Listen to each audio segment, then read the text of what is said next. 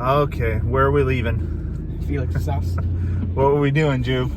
Podcast. What's it called, Laz? Talking in the Chasm. What'd you think of today's episode? Awesome. Are you glad you're homeschooled? Yep. Uh-huh. You don't want to go to school? Nope. You sure? Yep. They got nice buildings. Nope. They got a track team, weight room, Nope. library, Nope. cranky teachers, Nope. all kinds of friends. You could have 1,000,000 friends. You gonna pick homeschool, huh? Yep. All right, fine. Have it your way.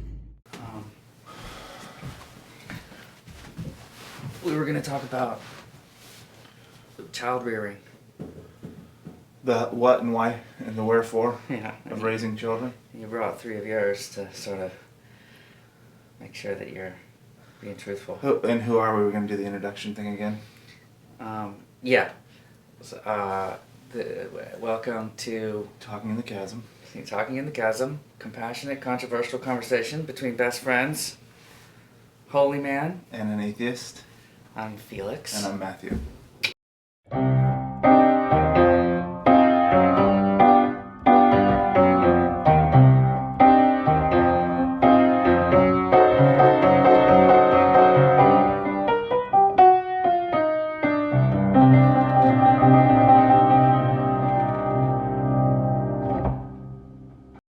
And here we go. So we both, I think, We say this. We have 13 children between us. yeah, and plus one adopted. So let's go 14. He shares the bulk of that. I'm carrying the heavy part of that. Yeah, load. he's doing the heavy lifting with 11 children. 11 children. My oldest is 19 and just married. She'll be 20 this winter, and the baby will be a year next month. Jeez, So that's crazy. So town. 11 children and 19 to 1. Wow. And I have a 20-year-old girl, and we are sort of in the process of adopting a 19-year-old boy, and we have a 16-year-old girl about to turn 17. So, I think it might be safe to say that we both are not enamored by the traditional educational system in America. It didn't suit either of our families very well. No. So I think, I'm not sure that this is what you would call it, but I think that we might be talking about homeschooling Yeah. and no schooling, sort of. Unschool or no school? I think it's called no schooling, but it's not really what we do. We'll talk about the differences between that. So let me share what we do. Mm-hmm. We chose to homeschool, and there's when Eric and I became Christians right after we got married, we kind of assumed a whole package of convictions that weren't even, some of them weren't even like, it's not like we meditated and decided. It just like with a new worldview, we made certain assumptions. So like my wife left home at 15 and wasn't trained in a lot of things, in mothering and any of that stuff. But we knew we wanted to have children, and when we had children, she just intrinsically knew she was going to breastfeed, we were going to keep them home for school. Like all those things were kind of default decisions that we hardly even thought about the decision. It was more about how are we going to make it work. Can I just jump in with Sure. the breastfeeding thing?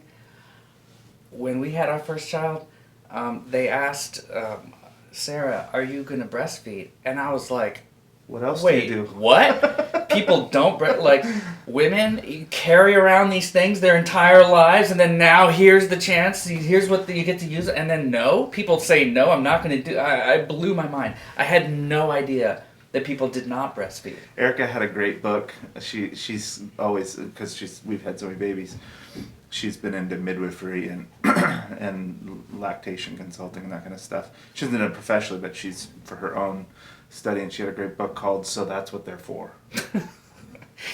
I mean, wow, you know, and then We had like Sarah's, I can't remember who, but someone was like, "Oh, you're breastfeeding, you freaking hippie."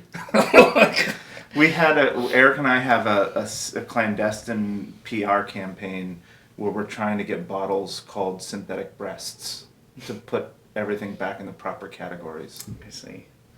So as a scientist, I love science, but there are many times in which when science sort of sticks its foot in there and says, "Oh, we can do it better," they're just dead wrong, and they learn. We learn, but the It was a idea steep that curve you could from the 50s till about the 90s, early 2000s.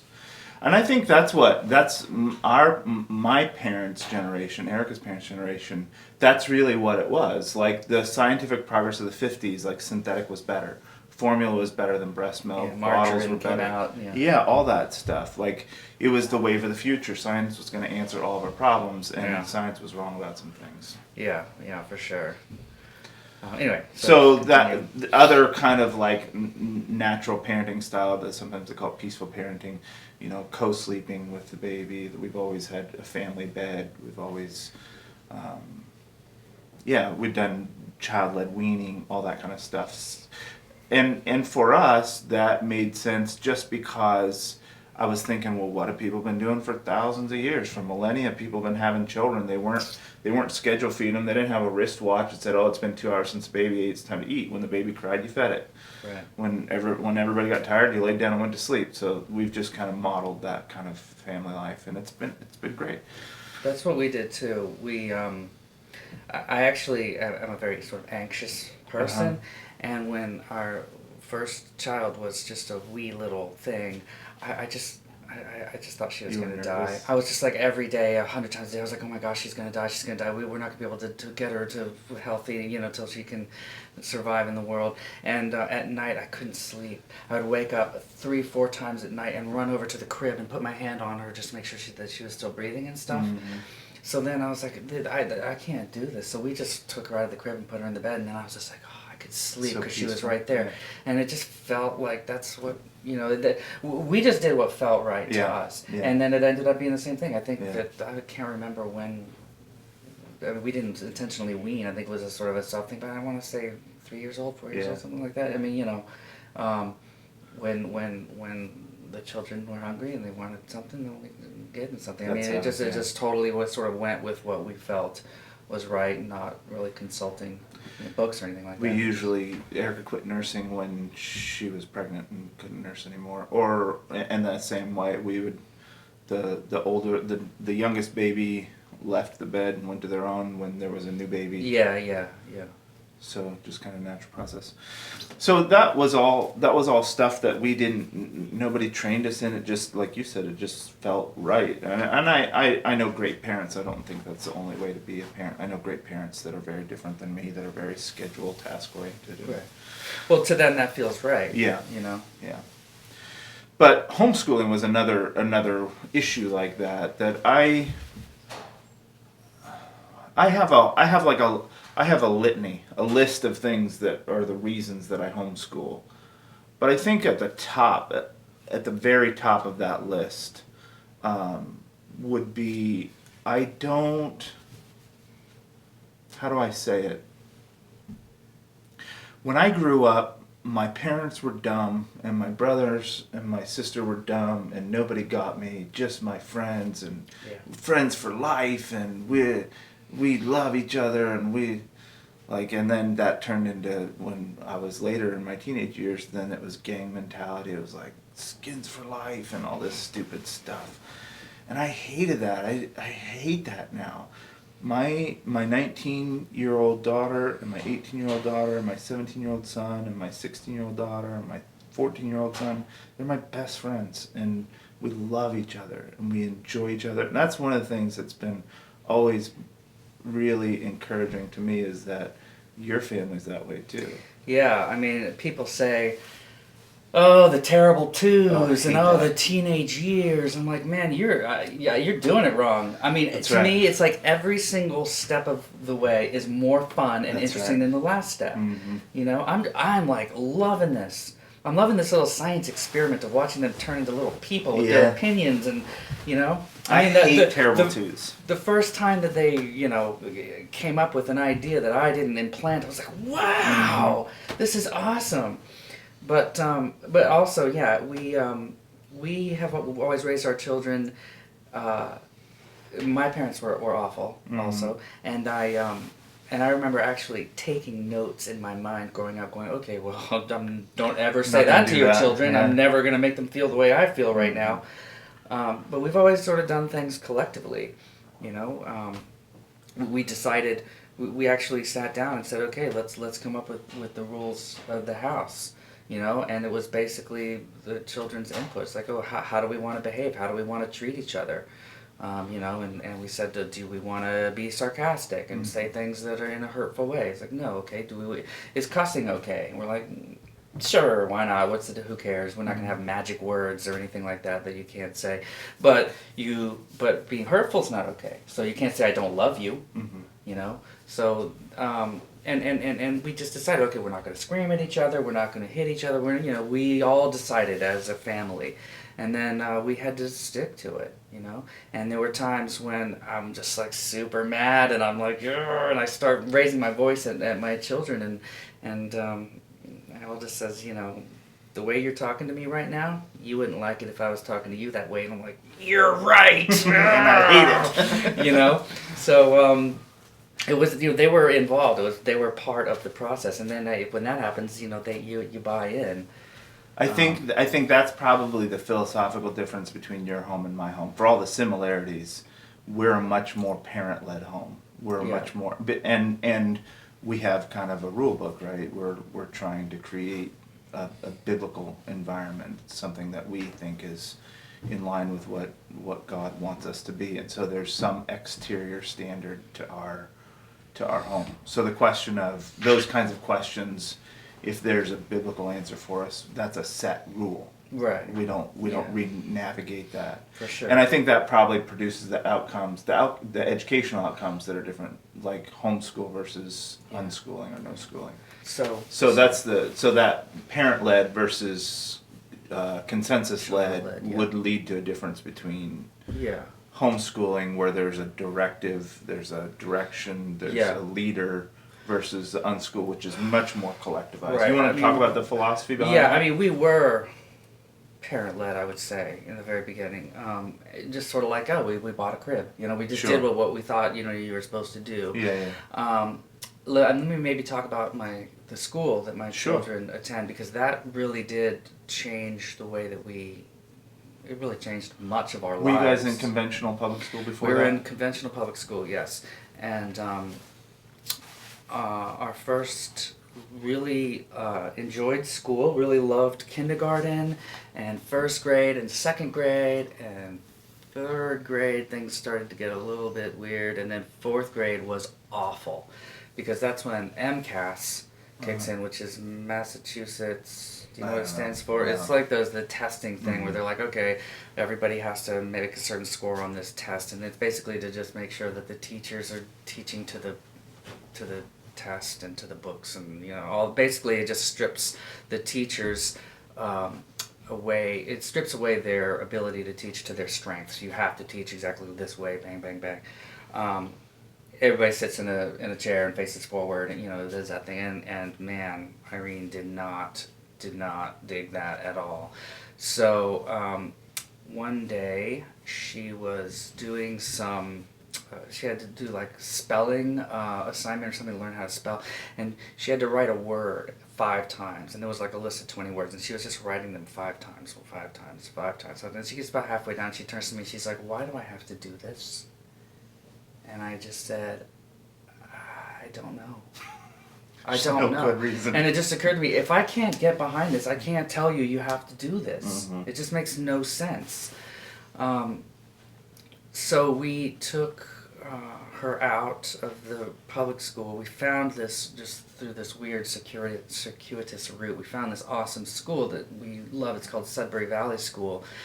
And it's a social democratic school, I think they call it.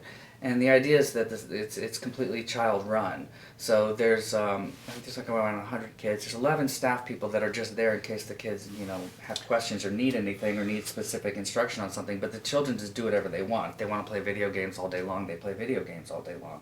If they, you know, they end up just, you know, exploring the woods and catching frogs and, you know, talking to each other, and just basically hanging out every day with no curriculum, no tests, no grades, no nothing of any kind like that. So what we learn is that children are very capable of taking care of themselves, and the children run the whole school through school meetings and stuff, and they decide who gets hired, who gets fired. You know, they say, oh, did this teacher help you? Yes or no? Was this person effective? If not, they get fired. You know, if yes, then they stay. They decide, oh, you know, the school needs a new roof, but we also want a new playground, and then here's why a roof is important, here's why a playground is important, and the children that allocate the resources to where they're supposed to go, and they do a really good job.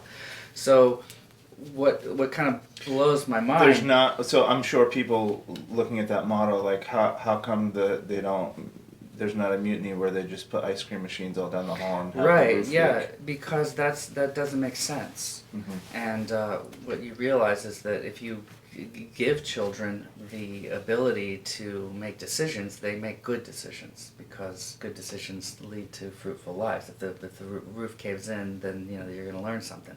So that's sort of the model of the school. So basically, they went to school and they got to do whatever they wanted to do, right? And then, but they had a bedtime. You know, they had to be in bed by 8 o'clock, whatever. And then one day, our oldest said, "Hey, if I get to make all my own decisions at school, why don't I just get to decide when I go to bed? I mean, that doesn't make any sense." And then I was like, "Wow, you know, you're right. You're right." So we took that sort of school model, and then we just applied it to everything else. And it's kind of like, you can tell your child, you have to wear gloves, it's cold outside. You have to wear gloves, it's cold outside. And then you make them wear gloves, and then that's fine. Or they can decide themselves, and they go outside and their hands get freezing cold, and then they realize, wow, I should wear gloves. And then they wear gloves. And they made the decision, and they learned something, and it wasn't just, oh, because I told you so kind of a mentality. So that is sort of, it seeped into the way that we do everything. You know, so our children decided when they were going to go to bed, and it turns out they didn't stay up till 2 a.m. every night watching TV. They went to bed at 8 o'clock or 9 o'clock because they wanted to not be tired. So that's kind of how it worked. It's a neat system. I'm intrigued with it. I think we do that at an age selective way. So we don't do that with our 4-year-olds, but we certainly hope to be doing it with our 12-year-olds and our Right. 13-year-olds. And it's a gradual process that we transition, but we certainly have the goal that by the time the children are fully functioning, by the time they're in their teen years, that they're responsible for their own decisions, for their own actions. They Sure. understand their own ethics and morals. There's another, and there's a certain kind of, like, in our home there's a certain goal towards maturity. We don't allow children to become a part of our churches, so we don't baptize children. In fact, the way that we understand Christianity is that a child can't be a Christian, not in the sense that other people are, Because it's a conscious decision. because it has to be a conscious choice to become a disciple of Jesus. Yeah, the Amish have a similar. Yeah, a lot of the Anabaptist groups are modeled that way. And so it requires a mature intellect to really rationalize the decision. So that's kind of like a goal that we point towards, is that you're supposed to have a self-sustained conscience, morality, reason, ethos that you're making your own decisions with, and that's kind of like, that's an adult decision. So we're gearing them to learn to make their own decisions, to rationalize their own course. Well, what makes sense to me about that, I actually just happened to watch a documentary of the Amish, and Was it about Rumspringa? it was about Rumspringa, and what's crazy is that the Amish are an enclosed community. Yeah. So they don't really have contact with the outside world. And then you're like, okay, go nuts, here's the outside world, with no frame of reference, and then they go crazy and they do drugs and all this stuff. And then they decide, okay, do I want to be Amish, do I not want to be Amish? I just feel like that's kind of unfair. Yeah, it is.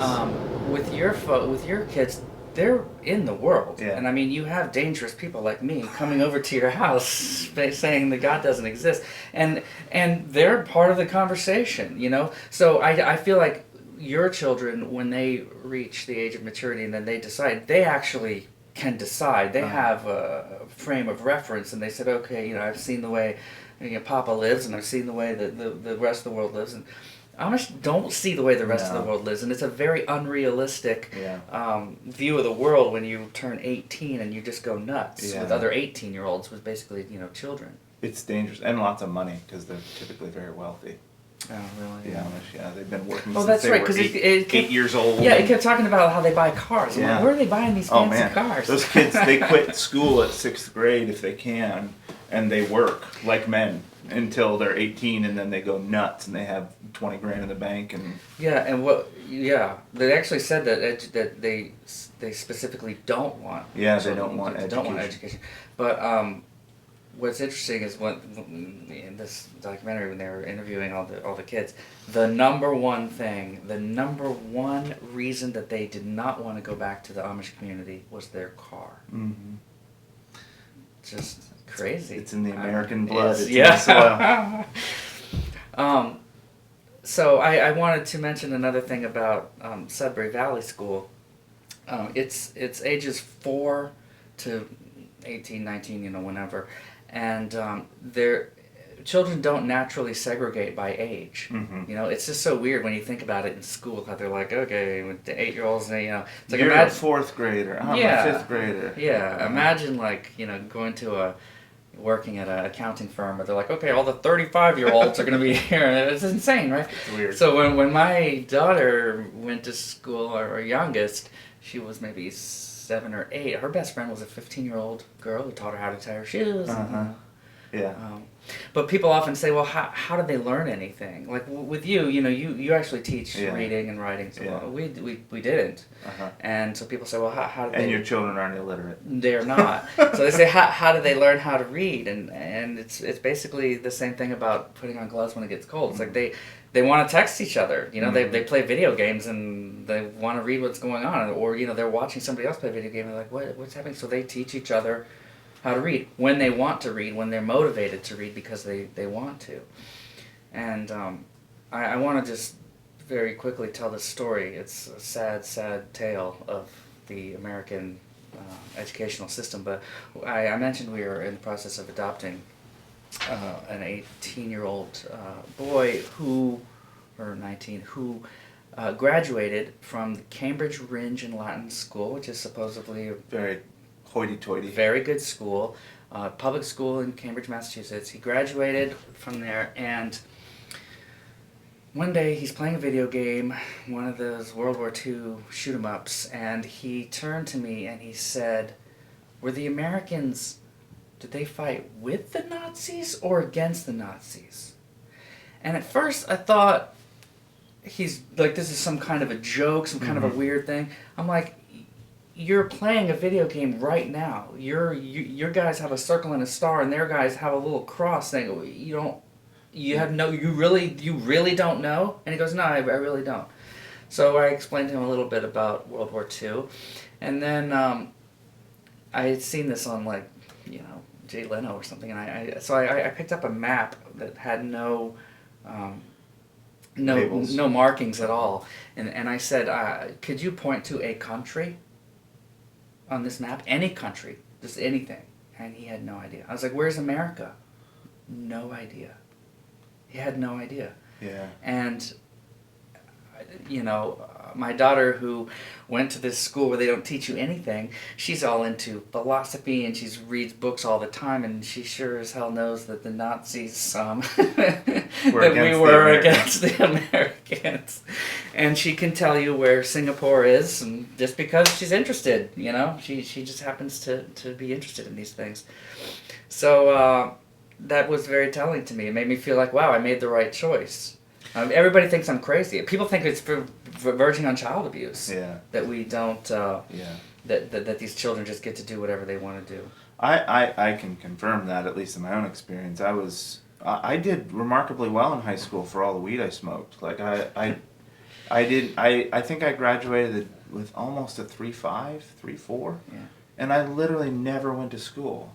I was high every single day. Yeah. And I figured out in 8th grade, you just have to go, you have to show up on the day when there's a test, and 5 minutes before you walk in class, read the bold sentences in the chapter, and you get an A. It's not hard. Yeah, when you think about it, school is very easy. Yeah. Because it's like... if you learn the tricks. Right, I mean, it's like, here's what I'm saying something, okay?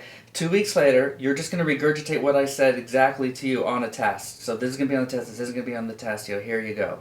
And so that's easy, right? Yeah. You just do whatever you're told, right? The bell rings and you do this. The bell rings and you go here. Yeah. It's easy.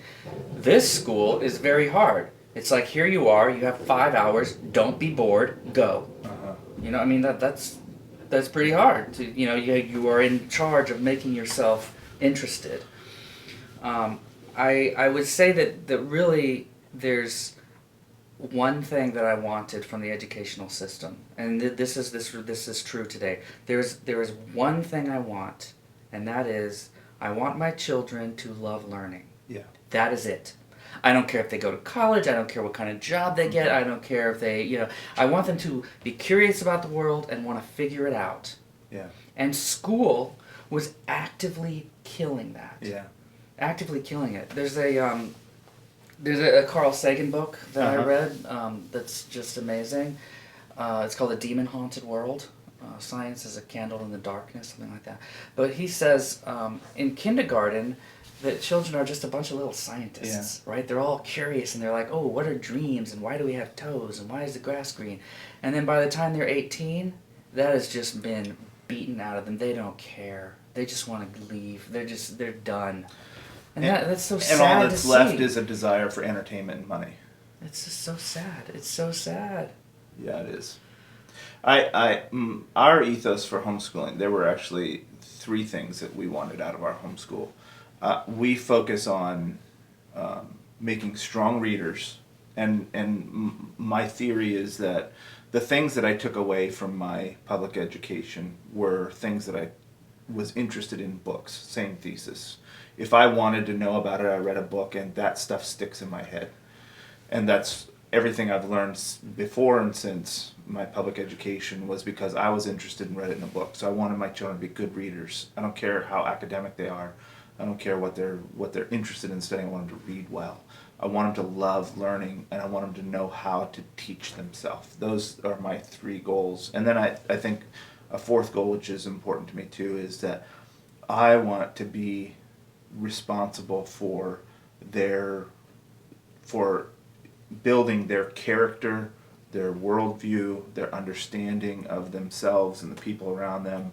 I want direct access to their life to shape them, because here's my thesis, and I don't know that you would hold the same one. You can let me know, but I think that children are going to be shaped by their environment. If you live in Tibet, that produces certain outcomes. If you live in America, if you live in South America, children are produced by their environment. And so I wanted to take that into my own hands and say, I'm going to shape the environment that's producing the outcomes, the kind of character and the kind of young people that I want them to be.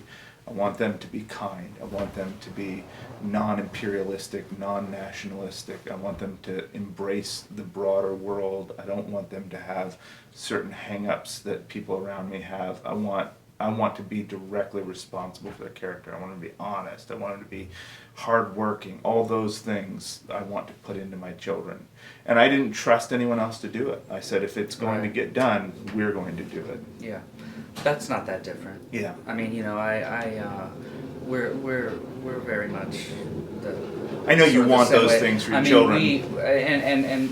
We certainly expose our children to what is interesting to us, to the art and the science and the mathematics and the music and the things that we're interested in is what they, so our culture is what they're, like the people in Tibet, they have a culture that shapes them, and certainly we have a culture that shapes us. Our children, people go, oh, you just have no idea what you're talking about. Our children don't lie to us. Yeah, I know. They don't. Yeah. And we're very, very close to our children, and we love them, and they love, like you said, best friends kind of thing. For the first 20 years of my life, I didn't speak to my mother, my father, I haven't spoken to him since I was 22 years old. He's never met his grandchildren, and it's terrible. It's an awful, awful thing. So the goal of my life was that my children want to talk to me, when they're 40. Yeah. And it's just a very different household that we have than the one that I grew up in. We love each other. We love being around each other. It's just super fun. I was talking to a neighbor whose children are in college and they've gone away, and they said, oh, my kids are coming back home for the weekend, and it's going to be so, they're going to make a big mess. It's going to just suck, and I'm just going to I can't wait for them to leave and go back. And I'm like, man, I have no idea what you're talking about right now. I have no frame of reference for what you're saying. I feel sorry for you. I feel sorry for your children. That just sucks. It's like the perpetual terrible two mentality. People tell me when I tell them how many children I have, and it comes up in conversations, they're like, I can't believe you have that many children. I can't handle the two I got. And I always want to say, well, I couldn't handle the two you got either. But you made them that way. That's good. It's not the child's fault. I think that two, this is why the terrible two thing bothers me so much. I think that two is the perfect human age. I think it's like the pinnacle. Like that's when humans are perfect. Is that when that's sort of self-awareness, right? Yeah, so and they're talking, they're inquisitive, they're kind, they haven't become cruel. And I'm separate from my parents. I'm a different person, and I can think something different. I love 2-year-olds. My favorite people ever. Yeah, for sure. But these people, they're not two anymore. Well, my children know. My favorite child is whoever's two. Yeah. It's always been that way. It'll always be that way. That's why you keep having them, That's right. right? I gotta keep the machinery working. So let me tell you just one more quick story about our child that we're adopting. He was reading Romeo and Juliet in school and just hating it. Mm-hmm. He didn't like it. He didn't get it. And he said he asked the teacher, why do I have to do this? Like why am I reading this? And the teacher said, well, because you're going to be tested on it. You need to know it. And I was like, that is the worst thing I've ever heard. I was like, your teacher had actually told you that? She didn't say, it's because... It's the story of the ages? It's because it's a story about you. You are going to fall in love with somebody so powerfully that you would die for them, and you're going to have these crazy emotions. It's just so... It's like this story. It's been told a million times, and most people agree that this guy was a pretty good storyteller. He told it really well. But... it's a story about who you are and about what that's like to be you. It's about falling in love. I mean, it's this incredible story that defines who we are as human beings. It's so important and so awesome and fun. And it's you. Mm-hmm. And he said something like, wow, and she didn't say that. So, if you want your children to hate Shakespeare... send them to public school. Send them to school, man. It's too bad. Yeah, it is. It's very sad, and I think there's two versions of that, right? Like I think that on the other side of that very ugly coin is the idea that parents don't know that they have what their children need. So let's talk about qualifications for a minute. There's all kinds of... I really appreciate... There's a lot of brave people going back to the mid-'70s that were homeschooling pioneers who were really willing to risk truancy laws and take had some real conviction behind their desire to be what their children needed. And it's still, in many parts of especially Europe and Northern Europe, I know families from both Germany and Holland who fled the country to be able to school their children because they took it that seriously, because they wanted to be involved in their children's education. Those things are illegal in many of those European countries. So there were... Can you imagine not being able to shape your children? I can't. So the government saying, we're going to decide for you? I mean, what? I've spoken with some Germans that are over here that I've met just in the course of being out and about that issue, and they don't even hardly think of it. Like, they just think we have this great education system, and if you're not willing to exploit it, then you must not care about your children, and it's actually the opposite. Well, the education system, at least in America, the current system was devised around the turn of the century to make factory workers. The Yeah. bell rings and you do this. And it was great, and it did a really good job for the Industrial Revolution. But now we just don't need that kind of education. We need, creative problem-solving skills and communication and conflict resolution and things that they just don't teach at all. Yeah. Imagine if in school they taught communication, like how to talk to each other, Yeah. conflict resolution, how to basic money handling skills, How to pay your taxes, how to get a loan. checks, but just things about this is what it's like to here's what you need to live. Mm-hmm. Yeah, so I know all kinds of homeschooling families that are producing brilliant children. Let me just speak about my family. My wife dropped out of school, in her last completed year of education was 7th grade. So very little formal education. And what she's producing, because she's the primary responsible party for our homeschool, is phenomenal. It's amazing. We're not in the 70s anymore. There's unlimited access to information. Like we're so fortunate that literally anything you want to, not only is there written content about it at our fingertips, but you can watch somebody do it in a video. Like there's just unlimited information. So there's no reason that anybody has to eat. And I don't care if you're talking about how to do a home science experiment or how to solve a calculus equation. It's all there, and it's all accessible. Jump in really quickly about that, because that kind of goes to this Industrial Revolution concept. We used to need to retrieve information. That was part of what the human brain had to do, right? We had to retrieve information. We don't have to anymore. I know. So the years of the Vietnam War, I don't need to know that information. I can tell you in 5 seconds by just typing it in on my phone. So, and they've done studies that say the human brain is actually changing because of this. And that's great. And school needs to change with it.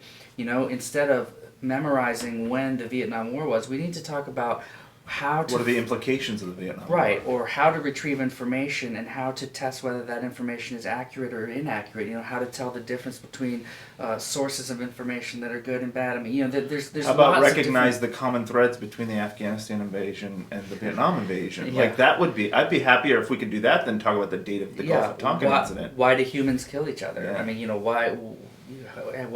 Why does it get to that point? Whatever. I mean, but information retrieval is not part of something that we will need and will ever need ever again. We don't need to remember things. I heard that Einstein said that. They asked him one time what the speed of sound was, and he said, "I don't keep that information in my head. I have books to look it up." Yeah.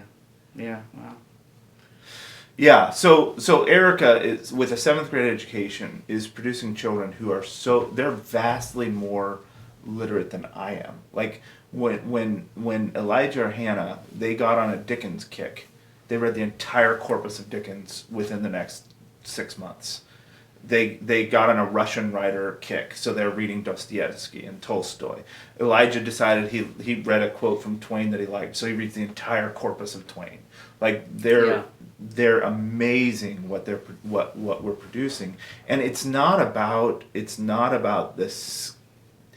It's not only about the information that's available. It's about caring for the child. It's about that environment that allows them to pursue their interests. And I think that's the common thread in both these systems, is to create a place where children can follow what they want. Right. It's about motivation too. It's about at Sudbury Valley, a lot of kids go on to college. They say 80% of the kids go on to college. I hate to say that because it makes it sound like that's something important. I mean, but most colleges require an SAT, right? So you have to take the SAT test. So the kids to say, okay, well, what do I need to learn to pass this stupid test? And so you need to you need math through algebra. So they need to pass this test, so they learn to do this. And in about 6 months, they learn the entire high school curriculum of mathematics.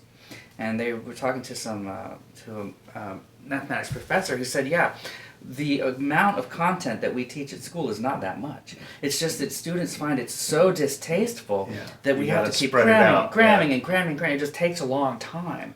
And you got to do Which it is with 30 interesting people because at a time, and some of them are getting it and some of them aren't. You Right, can't you follow think the Dickens is students. this huge fat books that you got to slog through. You know, if you're slogging, you're not. Then you don't do it. You're doing it wrong. Yeah, that's true. Okay, well, there's a commercial for Yeah, alternative education. for homeschooling and for Sudbury Valley.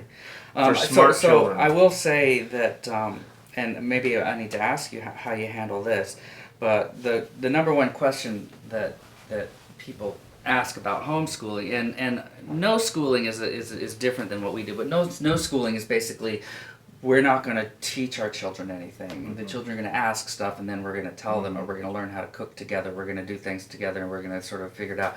That's not what we do. You know, we send them to the school. But the main the main question that people have about homeschooling and about no schooling is, how do they interact with each Socialize. other? How do they socialize, right? And that's what Sudbury Valley gives us, right? Uh-huh. Is that we send them to this school where there's 100 other children of ages from 4 to 19 that they just, so that's what we pay for. Uh-huh. We pay for this community, this Uh-huh. ability to have this community, this beautiful house on these 3 acres of this gorgeous, landscape, and there's a creek, and so that's what we pay for. So how is it that you how do you deal with that? I'm sure people ask. Yeah, you. they do. Well, there's a few different things that I say about it. One is that it's not the intended outcome of the public school system that it be a social environment. It's intended to teach you academics. That it should be a byproduct of that there's a social environment. Secondly, when we look at the byproduct environment, it's a horribly toxic environment in public schools. Like, Yeah. I got spit on in the bus. I Yeah. got in fist fights at school on the playground. Yeah. I got called names. I You called want other that people social names. interaction? Yeah, that I don't- the bullying, the horrible I don't cliques? I don't want 7-year-olds to teach what they know to my 7-year-old. That's ugly stuff. Yeah. Without supervision. And then lastly is that I think the multi-age. I think it's more of a question if you have 1 or 2 children than if you have 11. Obviously, we have plenty of social environment within Right, my yeah. home, but we also, because we homeschool, we also have been free to travel. We pack up our books and we take them on the road. We spent 3 months traveling across America. Didn't miss a beat with our schooling. We're able to Right, that's cool. meet people and see things and. But And we also I would have be a- careful about, we have 11 children, so that they're social. I mean, that's a monochromatic view. I mean, yeah, they're social, but it's everything that they teach each other. It's just one family's view of life. Yeah. You want to be exposed to people that you don't like, Yeah. to people that you don't understand. Sure. And we do that through a few different mechanisms. We're a very outreaching family. Like, because of our spiritual interests and pursuits, we're involved. Over the years, we've been involved in the homeless population. We've been Right. involved in reaching out to all different kinds of communities and environments. And we also have our own. So I look at a lot of the things in my life are concentric circles. My community structure for my Christian community is a concentric circle. I have people that I live with, people that I commune with, people that we meet with, and then a broader circle. And I view community itself as a concentric circle. The core of our community is our family. And we have a very strong family identity. We're Milliones. We love being Right. Milliones. We love each other. We're our support network. And then outside of that is our church support network, and outside of that is our bigger neighborhood and Right. region. And so we connect across all those different lines, and the closer to the center they are, the more important those relationships are.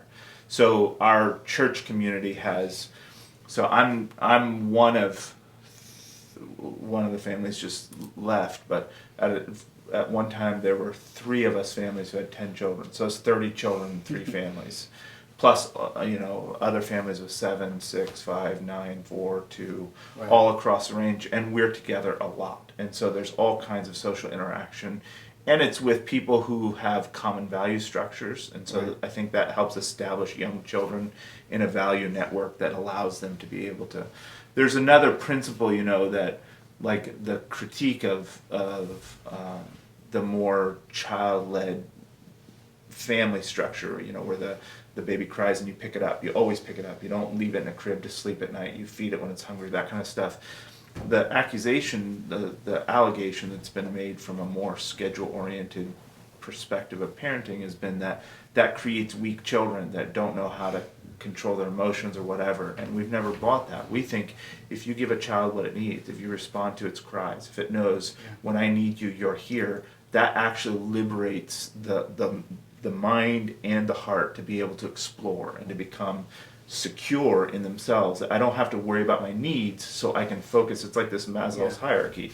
Because my needs are met emotionally and physically, I'm free to explore other things. To go up the pyramid.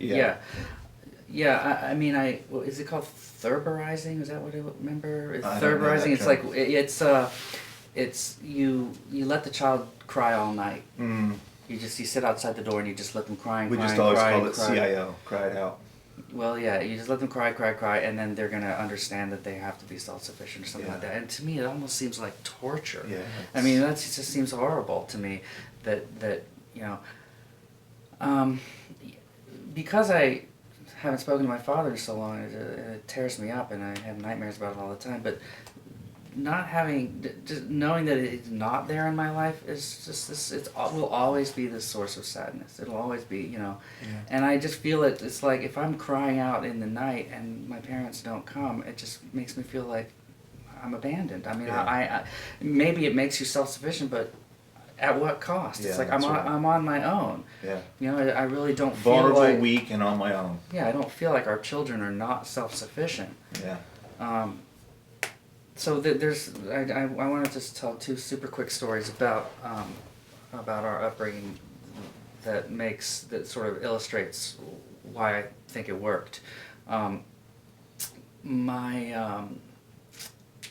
oldest went trick-or-treating with friends when they were like, you know, I don't know, 12 or something.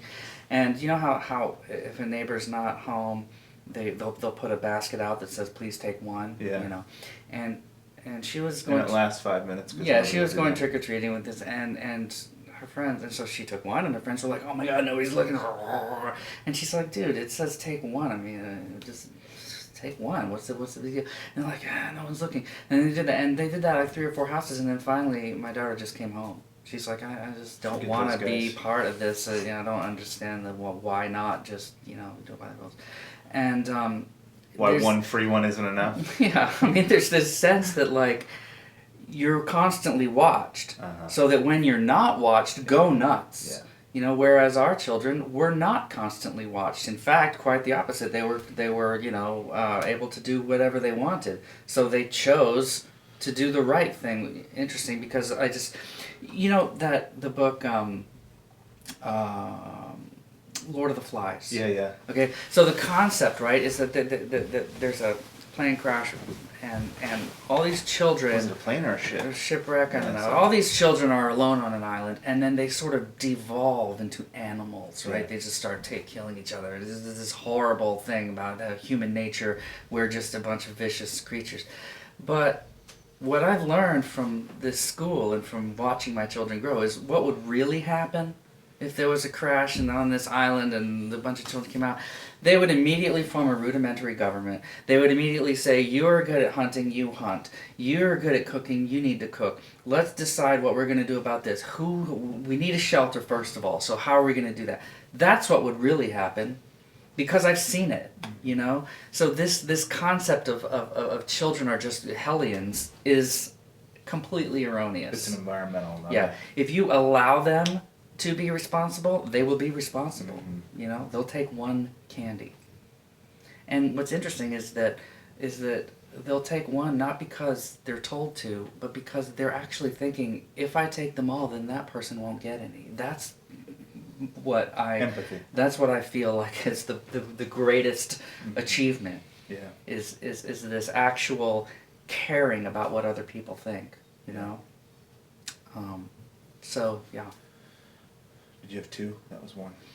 I did have another one, but I can't remember it right now. Well, anything else that you that we want to say about child rearing. No, love your children. Yeah, and maybe it never ends. You know, I mean, our oldest is 20, and they're thinking about colleges and stuff. I'm like, we live in Boston. There's like 60 colleges within the city limits. You don't need to go anywhere. Yeah. You can just stay here That's forever. right. That's right. I'm just dreading that day. But because we're so close, that the rest of our lives it's gonna be great. Yeah. So we're just having a blast and just loving every minute of it. Me too. It's good. All right, man. Love Well, you. I love you.